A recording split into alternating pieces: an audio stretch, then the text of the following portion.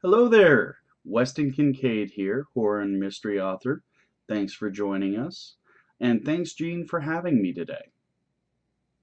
I'd like to talk to you about my newest release. It's my flagship series, and it's the third book in a series. So we're going to focus on the first. This is the first, A Life of Death, Book 1,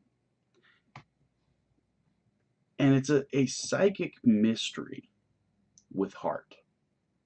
That last part with heart is the biggest part. Today we're going to talk about the characterization and where that heart comes from. In A Life of Death, you have characters that are realistic. It's not black and white. My characters are not black and white. They're not completely good or completely evil. They're human, just like us. And that's one of the really appealing things is that, as readers have said, they're characters you love to hate and characters you love to love. The main character is actually Alex Drummond.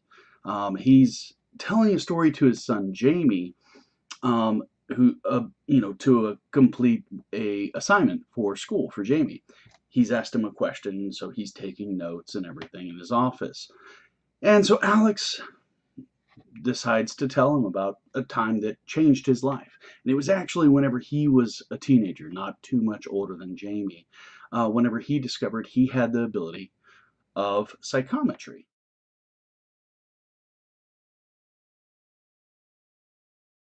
This is an ability that is enables someone to have visions or immerse themselves in the actual memory of an event. That memory is imbued within the item that that person touches. It's a psychic ability that some people have. Different authors and producers have different takes on it. Stephen King, with the Dead Zone, he had a slightly different take on it. But I've never seen young adult or coming of age literature that really kind of takes a hard look at it. And that's what I wanted to do. So in A Life of Death, it's mainly Alex as a high school senior about to, pretty much fail out because of his home life. It's very, very abusive. And so you have some issues about violence, domestic violence, and abuse that are brought up throughout the book. So I'm going to keep that in mind. But it's essential to really understanding Alex and his self-realization that in the end, there's a light at the end of the tunnel. I mean, you can take the skills that make you who you are and you can embrace them, whether you are conflicted and think, oh, is it a blessing, is it a curse, which he is. You can embrace it and you can use it for good. It's just a tool.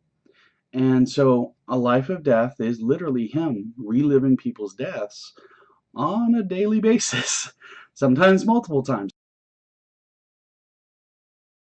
What do you do with that information? And so thankfully, Alex and Paige, his good friend, and I'll give you a little bit of info, his romantic interest. Um, they kind of she's supporting him a lot like Hermione in Harry Potter.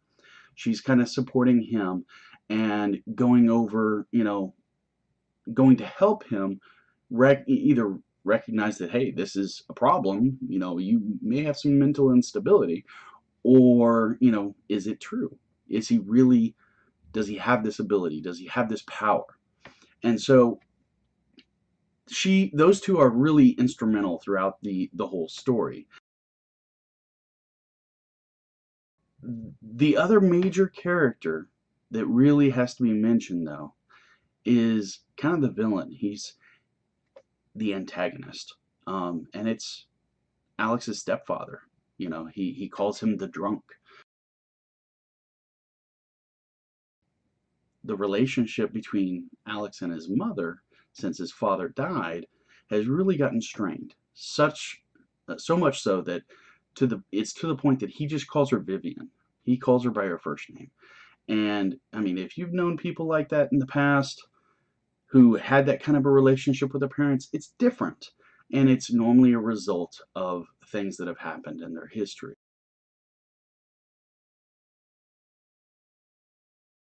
And as readers have said, I think someone said, rarely does the characterization in a novel outshine the supernatural ability, and that's actually kind of one of the essential qualities that I focused on with this trilogy, and especially in book one, where you really get to know Alex and the others. You have to have realistic characters, otherwise, why read it? Why watch it? You can find me at kincaidfiction.com, and of course, YouTube like this. So thank you for joining us today. Thank you again, Jean. I hope you have a great day. And don't forget, pick up A Life of Death.